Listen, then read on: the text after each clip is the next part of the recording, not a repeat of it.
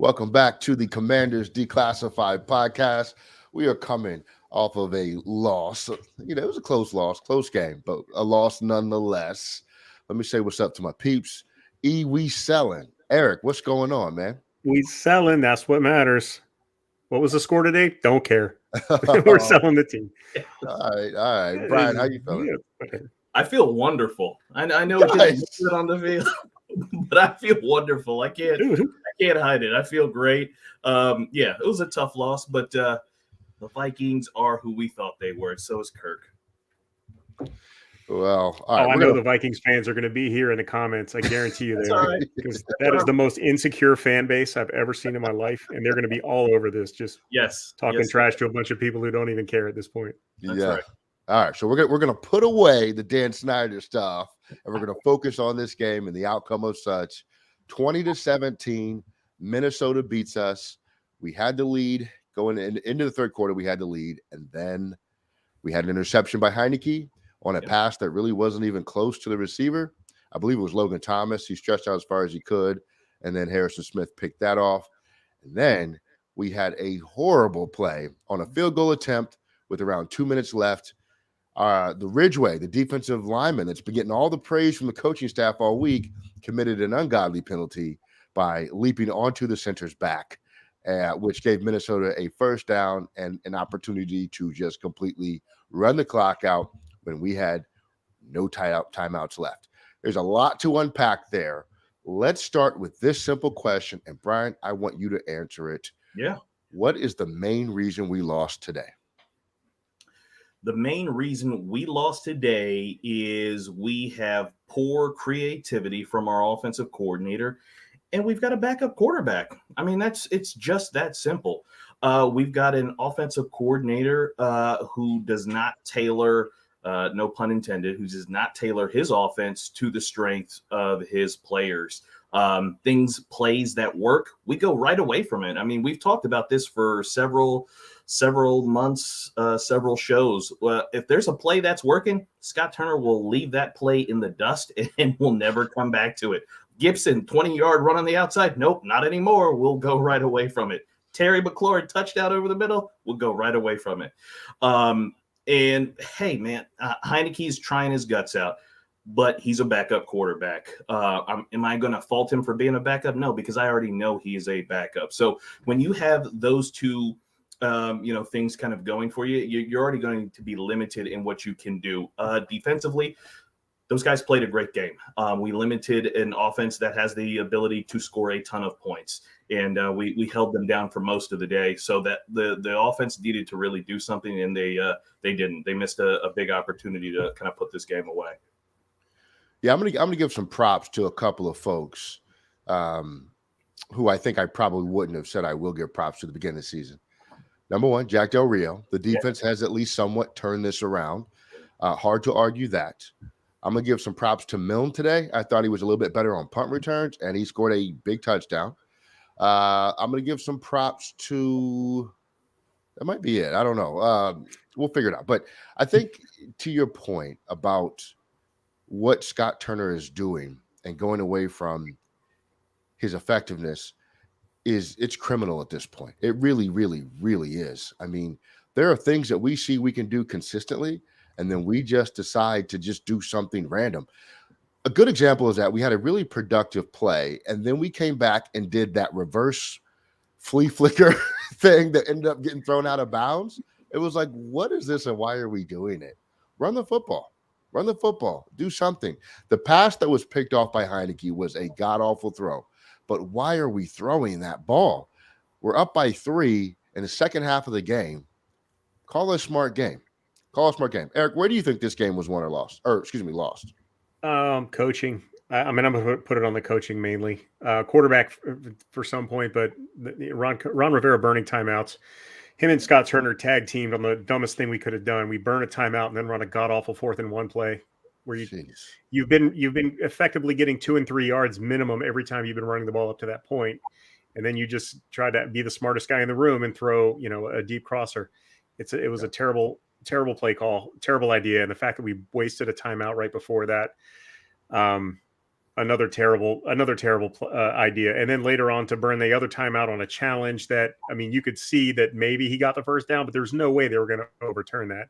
And it wasn't worth it because it's not like it was a third and, you were going to be left with third and short instead of, second and or first down. So it's not, too terrible timeout management on Ron Rivera's part. And just, Scott Turner, the play you alluded to earlier where they ran that double reverse flea flicker thing.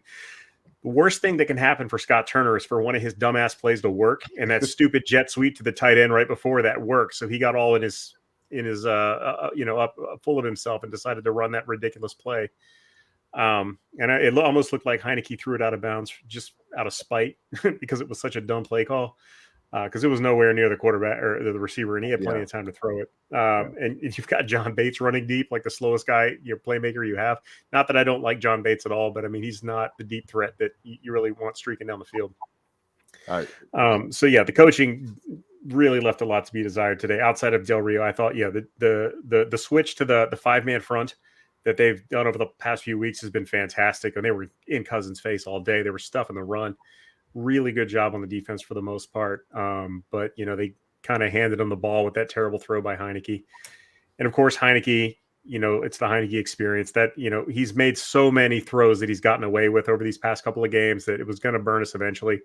It finally did today, even after that, ridiculous YOLO ball he threw to Curtis Samuel that somehow ended up, we got an assist from the referee, throws into triple coverage, underthrown. Somehow gets a touchdown of it. I mean, you're going to pay for that eventually. It's going to balance out. That's what happened. Harrison Smith made a nice play on the ball, got a good return, gift wrapped, great field position for the Vikings. And, they went up. Big deal. We're selling the team. Yeah, for sure. Let me hit some comments up here. Livewire Sports and Entertainment. They got a good YouTube channel. Check them out. He says Amani Rodgers needs to play more. I'm excited to see what that kid can do in the future. I know he's a recent quarterback transfer to tight end, right? I think he has a bright future. Jack Joestar says Scott Turner is like a 10-year-old in Madden. That is correct. He just called plays for the sake of calling them. Let's see. Dale, this is our guy. Dale is our guy, by the way. Love Dale. Dale says Scott Turner is horrible. Heinicke, a backup at best. The defense keeps us in games due to the time involved in a sale of the team. All will be back next year. Drake, May 2024. Eric said something similar about the timing of the sale versus when they're going to be able to get new people in here. And it's very likely that Ron and his staff are going to be back. The other thing I wanted to point out that Livewire Sports Entertainment said, he said they should have, no, it was something about the tight ends. Who said it? That Ronnie Rodgers needs to play more. Yeah. Listen, Ron Rivera's time management, challenge management has been bad since he got here. It has not improved. It has not changed. It's been a problem and an issue since day number one. He needs to bring in somebody to help him out with game situational stuff. He does not excel at that. He needs to stop doing it. Jack Joestar says our defense is awesome. Cam Curl looked nice, and the line was great. Curl looked great. He gave it the touchdown to what's that guy's name? Number 4 for the Vikings. Cook. He gave up the touchdown to Cook, but I thought overall he played well, tackling in the box. He did a good job there. Brian, that was a good throw though. It was a touchdown. It's tough to defend a good throw like that. That was a good throw on Cousins. Yes. He's still trash, but that was a good throw. Listen, Kirk made some nice touch throws today. I didn't think he was great overall, but he made some nice touch throws today that I think really helped him. We got 1 o'clock Kirk Cousins. We definitely did. We need to get 8 p.m. Kirk Cousins. Maybe next time. I thought Jefferson left a lot of plays on the field for Minnesota too. He had a couple balls he should have gotten, and I think normally got. I don't know if St. Juice's size bothered him or what, but I thought that he left a lot on the field too. I think he got that pass interference that turned around the touchdown. I'm not 100% sure I'd have called pass interference on that. That looked like a superstar call. Definitely could have been called, but I think that a lot of defensive backs would have gotten away with that with bigger names. Just my 2 cents. I think that was you could have ignored that, but you didn't. Yeah, I think a big thing with St. Juice and Jefferson was I don't think Jefferson was probably used to the level of kind of handsiness St. Juice plays with. And St. Juice was, being physical with him on every rep. So I think that kind of bothered him a little. And to what Eric said, he probably thought, hey, I should get some of these calls, and he didn't. But he did get that one, unfortunately. But yeah, I definitely think the physicality of St. Juice kind of affected him a little bit, and on a couple of those passes, which was good for us and was good to see from St. Juice. Yeah, I tweeted out St. Juice is always playing well, but he's so close to a PI every single play, and then like a minute and a half later he gets the PI. Like that's always going to be a risk with him. The big thing is he going to turn around and look at the football while he's playing physical with the receiver? And sometimes he doesn't, and that's when you get those penalties. But he did on that PI call, so that's kind of the thing that bothers me. Well, it's documented now, like it's a fact now. Like vertical routes and St. Juice do not mix. Any time anybody goes vertical on him. Jefferson got him a couple of times going vertical, so like that's something we got to watch, and St. Juice needs to watch going forward. If they're going to man him up and he's going to be left out there by himself, Bobby McCain or Curl need to be somewhere near him on those vertical routes. Yeah. Yam in Japan. What's up, Yam? He says, let Heinicke go suck in Philly, then bring out Hal for the rest of the season. What a joke, guys. Please fire Scott. I got to tell you, Yam, I really think if they were going to put Hal in, they would have done it when this started. I don't see Hal playing this year. Brian, I know you feel differently. Eric, I think you're in the same boat as me. I just think, concur. When this blows up, it's going back to Wentz, whether we like it as fans or not. But I would love to have seen Hal get a shot at some point during this run. But once Wentz is healthy, he's got to go back in. Should be interesting to see Chase back. Yeah, Jack, I agree. I think with what the D-line did today, I think Chase Young coming back is going to be extremely exciting to see what he has and how he has developed in the time since he last played with us.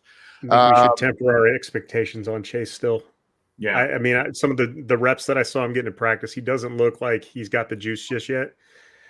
And, most of the time, this was not like a partial ACL tear. This was a reconstruction. So, when the guys talk about that, it's usually like the year after you come back healthy is when you really start to get it back. So just don't expect a lot from Chase Young when he comes back. Exactly. In my opinion. I could be wrong. I'm wrong a lot. Brian, I want to ask you about something that Skin Them Alive says. He says, when you start off dead offensively every week, you won't win. We've seen this as a habitual thing in Scott Turner's offense. What do you attribute that to? And do you agree with us always deferring to the second half on the kickoffs? I'll start with the deferring of the kickoffs to the second half. That is a Ron Rivera, old school defensive minded head coach. Hey, I get the ball to second half, I'll have momentum. And, it's just kind of an outdated way of thinking and approaching the football game. So does that need to change? Sure. But is that a part of why we're starting out slow? Not necessarily. It really falls on Scott Turner in not understanding situationally what the defense is trying to do to him and kind of where the player's strengths lie, and then kind of combining those two and say, hey, how can I, perfectly utilize Terry McLaurin to attack the certain weaknesses within the opposing defense of each week? He doesn't do that. He really likes to just kind of call plays. And these plays don't necessarily have any kind of rhyme or reason to them. And, I hear a lot of people talk about, Scott Turner's running his script. If anybody doesn't know, the whole point of an offensive coordinator running their script, it's essentially the offensive coordinator's way of asking the defense for information, right? They want to see how they're going to line up versus this formation versus this look. And that way they can know for the rest of the games, here's what we can do, here's how we can attack it. But Scott Turner doesn't take that information. He just continues to call the plays kind of randomly and not, with any kind of reason behind it. And you see that we fall into these lulls where it's just punt, punt, punt, punt. And you see these things where we have success doing something and we go right away from it. It's because he's not learning from what he's doing. He's just trying to call his plays and just call plays in general without any reason, because there's no reason that, if we have things that are, working or we're finding success, to stick with them, but we don't. So it really kind of falls on Scott Turner. I mean, every week, we do our scores and our predictions, and I'm, 26 points, 28 points we get. Yet we're not scoring over 20 points here, and we struggle to get over 20 points. And today was a great day for us to get over 20 points and kind of get on top of these Vikings and put them away. and we didn't. We had them under control for a big portion of this game, and we really couldn't do anything. And that, to me, that falls on Scott Turner. I don't care that Heinicke is a backup. He is a backup, but you should be able to get more than 17 points out of him. And I see it with other quarterbacks in the league who are backups. They're scoring 25, 30 points in games that they're in. We have the talent to do it. I think Scott Turner needs to kind of admit, hey, I need to try some things different. Yeah, says you could have summed it all up with Scott sucks. Listen, this is we say it all the time. It's a 19 point per game offense. That's what it is. It's what it's always had, what it always has been. It's what it always will be, period. No matter how bad the defense is on the other side. And I think Minnesota was not a very good defense. Weren't they like 20 something against the pass or something like that? Not good at all. Doesn't matter. We're going to get somewhere between 17 and 23 points every single week. That is our ceiling. That's what this offense is. And it just didn't work out. So Marcus Edlin says Taylor Heinicke lost us the game. Eric, do you agree with that outside of coaching? I mean, yeah. He kept us in it, and he kept Minnesota in it. The interception was bad, but he made plays. He did make some nice throws, and he made some bad throws, and he's been getting away with bad throws the past few weeks, and he's been pulling some magic out. And I really, speaking of magic, I really think he's like now the second coming of Ryan Fitzpatrick, because he's kind of got that. He's got the attitude. The team loves him. He's got the moxie. He plays like dog crap 80% of the game, but then pulls like a couple of monster throws and highlight plays out every once in a while. It's just that's just the kind of quarterback that he is. And I've been saying all season, I think he's a high end backup and a low end starter. And I think, when he has to start 3, 4, 5 games in a row, that's when you see, the good and the bad and the ugly come out. You can start him 2, 3 games. You need your starter back. So, we've got him starting next week against Philly because we don't really have any other choice outside of a rookie who's never sniffed an NFL field before. So, it is what it is, but I'm not going to disagree with the fact that Heinicke lost us the game. He certainly didn't win us the game. And he got, the luck ran out, I guess, on him this week. He just, that moxie kind of burned us, because that gunslinger mentality, pushing the ball downfield, that's what killed us late in the fourth quarter. That was a bad turnover. It was terrible timing, but it is what it is. Yep. And listen, I'm as hard on Heinicke as anybody, but I will say you have to keep the context that he's a backup quarterback playing in a starter's role for a long period of time. And so you can't take that away from him and really put everything on him. He's a backup, so he's doing what he's supposed to do. He's not expected, or he shouldn't be expected to start this often, I think is where the issue comes into play. This is something I really, really want to get your opinion on. This is from Skin Him Alive again. He says, obviously all 4 of us realize that taking him out of the pocket cuts down his vision of the field, but is there another way of dealing with this constant batted balls? Brian, this was an issue all day long. Minnesota was just smacking him down like it was Dikembe Mutombo or something. Yeah. How does Heinicke get around those batted balls? Yeah, so the first thing that Scott Turner has to do is, we've got to put, this emphasis on these 5 and 7 step drops off to the side, because when you have a shorter quarterback and you drop him back 5, 7 step drops, you're giving that defensive line a lot more time to kind of close that pocket. So by the time Heinicke gets to his back foot, that pocket has now shrunk significantly. You're not giving him the ability to kind of step up and find those passing lanes and get the ball out quickly. He's got a lot more time back there, and that rush is getting to him faster, and you're seeing a lot of these batted balls. So I think he's really got to utilize the 3-step drop, the quick passing game, get the ball out quickly to negate that pass rush and negate defensive linemen being able to kind of get in those passing lanes and throw up their hands and knock those balls down, because the ball would be coming out faster than they're used to. And then also, of course, get him on the run. Like, the only time I really saw him on the move was that 4th and 1. I was like, well, this is not the time to do that.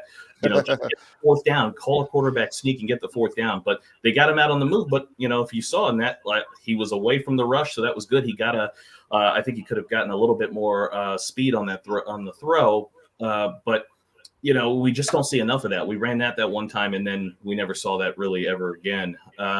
So that's kind of the thing with Scott Turner is that he doesn't really have a quick passing game. He doesn't really rely on one. Wide receiver screens, while those are quick passes, they're not necessarily kind of a component of the quick passing game that we need kind of Scott Turner to run. So if he kind of commits to that, then we can kind of get some of those batted balls out of the way. But if we're going to keep doing the 5-7 step drops, get used to it. Absolutely. Black Rick says, I don't get the logic of going back to Wentz. We unnecessarily lose a second rounder if we do. Yeah. Hold on to that thought, Black Rick. We are going to talk about that in depth in a future podcast because it deserves. Yeah. Black Rick. My brother's name is Rick. Is that him? Who's that?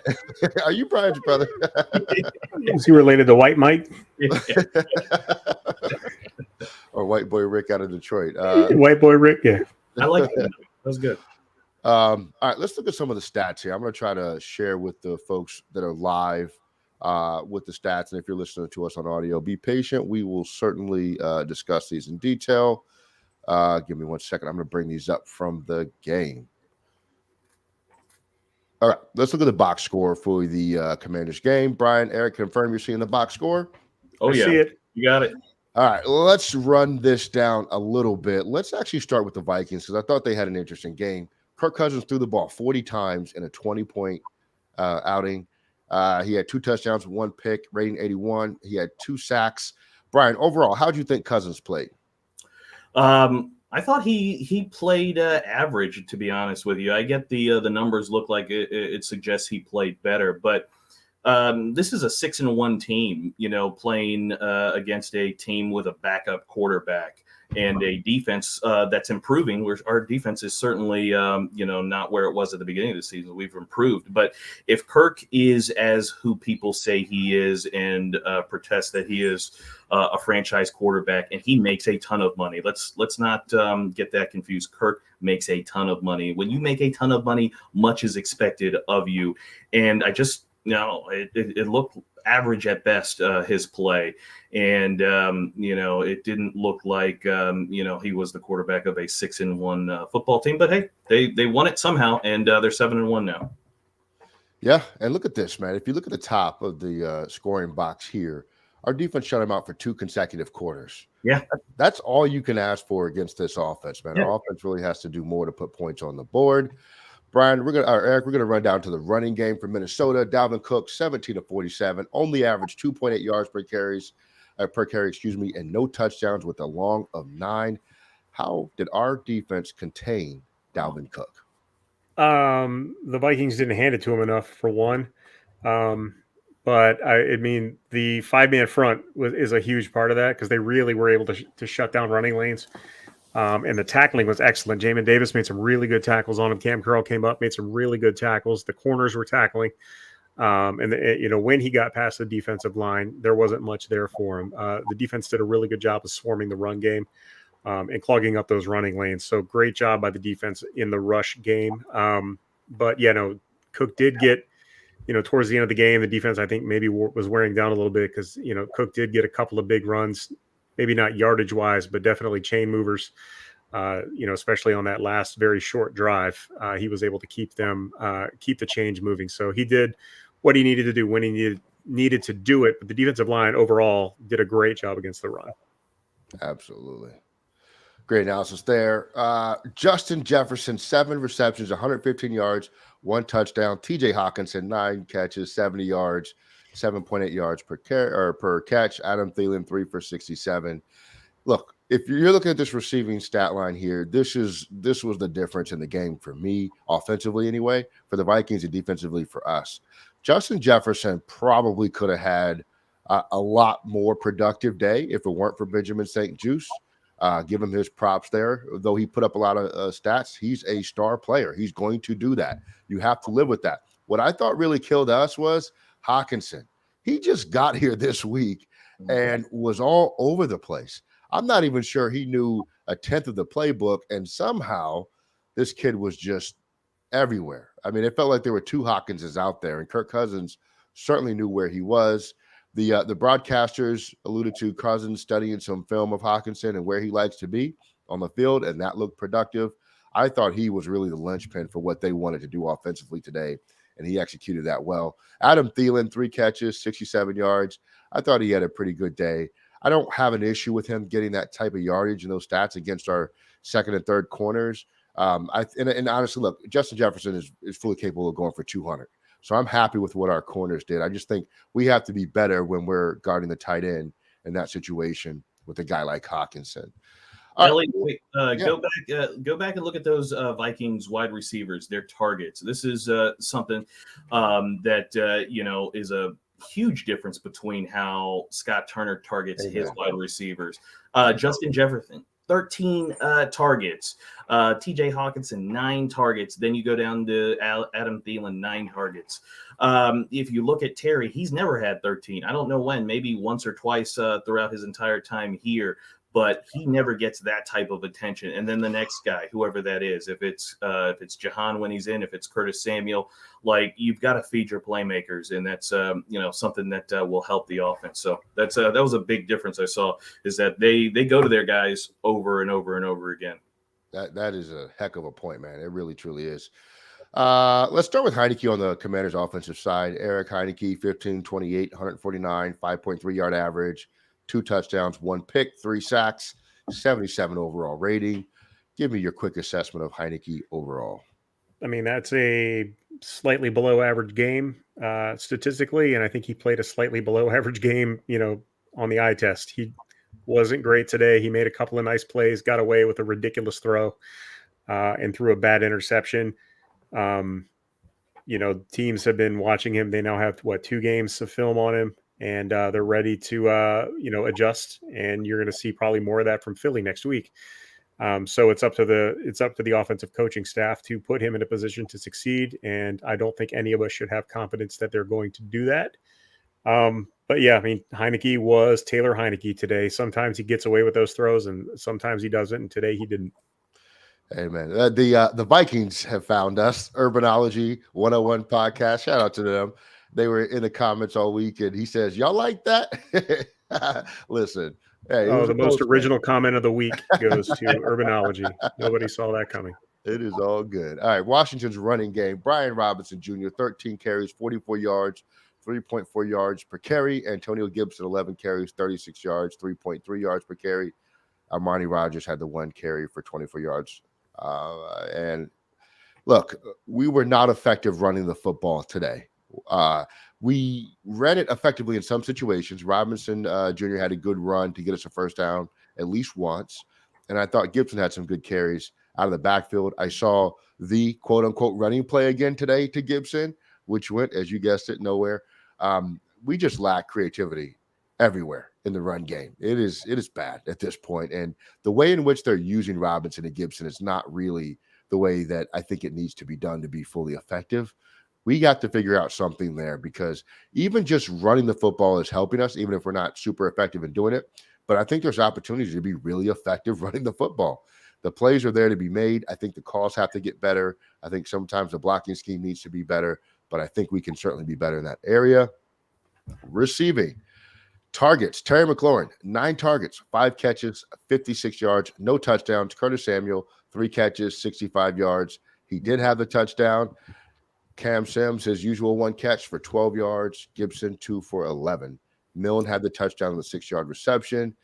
Brian, the receivers as a whole today were what? They were okay. I think you saw Terry getting some separation, getting some space, and you got to feed them. Sometimes, depending on the quality of the throw, you've just got to keep feeding him. He's a playmaker. Same thing with Curtis Samuel. Also, Gibson needs more catches. If you're going to have Gibson as a part of your pass game, then make him a part of your pass game and get him the football. I mean, there were opportunities where a simple little swing pass or dump pass to Gibson could have resulted in 8, 9, 10 yards. But we didn't do it. We didn't do it for whatever reason. I don't know why. We did it the week before, and I think Gibson picked up some big yards. And then I saw him a couple of times just kind of standing there, and I'm like, well, we're not going for him. So there's got to be a different focus on how these guys get targets and who we go to with these targets. Because you can see right there, it's just not enough for Terry, not enough for Gibson. And especially, right, we're still missing Jahan. So Curtis and Gibson need to be picking up the slack in the pass game until then. And I definitely think Rodgers should probably get more catches, or maybe even be the starting tight end. Is it just me, or does he look faster, smoother when he catches the ball and he's running in space. Like, he looks good. He's a great athlete. I think he's what we thought Cole Turner was. I was going to say the same thing. We were all hyped for Cole Turner. I think we had the wrong guy. No, I mean, I remember Rodgers in the preseason. I wasn't sure he was going to make the team because he just looked soft, but he's really stepped it up. Like, he's, and at that point, I'm not sure I was aware that he was like converting from quarterback, but that explains a lot of it. He's really made the transition well. He looks really smooth in his routes. He looks really smooth running the ball. Yeah. He's big. He's fast. Not sure, where he's at as a blocker, but as a receiver and a playmaker, I think he's definitely worth more touches. Yeah, absolutely. Yeah. Urbanology 101 podcast. The Minnesota guy says the most original loss goes to you all. You were up 10 in the fourth. Yeah. It happens. But our team's getting sold. Urbanology, whatever your podcast name is. Look, the more you win in the regular season, the more it's going to hurt when you go 1 and done in the playoffs, like you do every year. Remember that Super Bowl babies commercial? I'm sure Minnesota doesn't. Hey, but I don't get the Vikings are a 6-1 team, and they got taken to the limit by a backup quarterback. Like, what does that say about your team? If we had a starting quarterback, this game would not have been close. But they didn't, and they struggled. I mean, the Vikings struggled to outmatch Taylor Heinicke, and Kirk Cousins makes like $800 million a year, and he could barely compete with Taylor Heinicke. So to me, that says more about the Vikings than it does about us. Yeah, but I don't care. We're getting sold anyway. If you want Vikings, you can talk all the trash you want. If you want Vikings content, check out Urbanology 101 podcast. It's been a good sport all week long. Yeah, good on you guys. Yeah, I don't respect you though. I don't respect your stupid team and your dumb purple uniforms.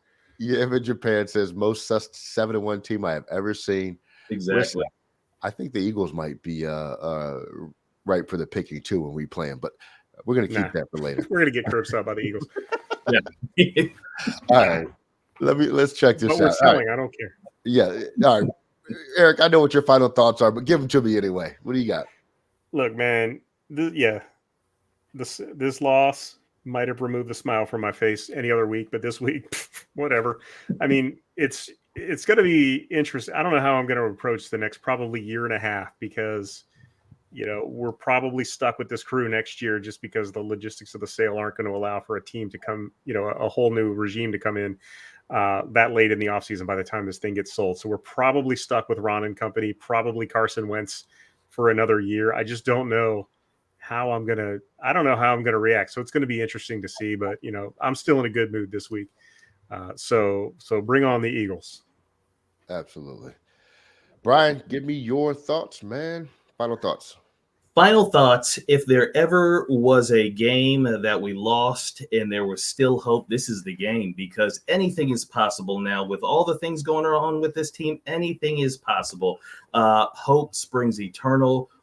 We still have all of the season rest ahead of us. So, this was going to be a tough game. The Vikings do have a solid football team. Are they great? No. But they do have a solid football team, and they have a starting quarterback. It was always going to be a tough game for us to win this one, and we almost did it, but we fell a little bit short. So they've got to do a little bit more on the offensive side of the football next week. We've got to find some ways to score points because this 17 to 20 points a game isn't going to cut it against some of these better teams that we're going to face. But hey, this is good. This was a good week.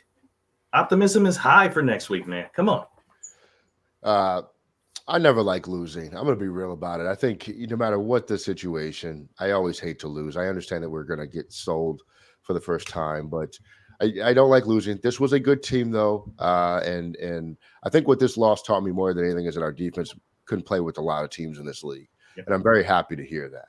I think if we can get our running game sorted out, we'll be a much more effective team. But my final thought this week is just rest in peace to Ron Rivera's mother. I was very sad to hear about her passing. And hug your loved ones.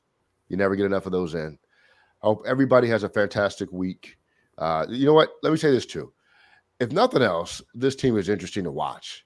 I mean, there's nothing worse than dedicating your Sunday to football and you don't get any enjoyment out of it. It's a loss and it's boring. This team is entertaining. I like that fact. Now I just want to see us be able to get over that hurdle, that mountaintop. Berg says, when did you draft that ref? MVP for you guys? Yeah, that ref. don't know, man. It's probably the same ref that called that BS pass interference. So he got us back. Yeah, Vikings fans, we appreciate you. I hope you guys have a good week too, man. It's over. We lost. Shout out to you guys. And if you're not already, subscribe to the podcast or find a podcast, subscribe to, even if it's not ours. Enjoy your life, man. Live it up. A toast to everybody. We will be back with the normal pod Tuesday, fellas, around our normal time. We'll drop that, and I hope you guys enjoy it. And we will check you later.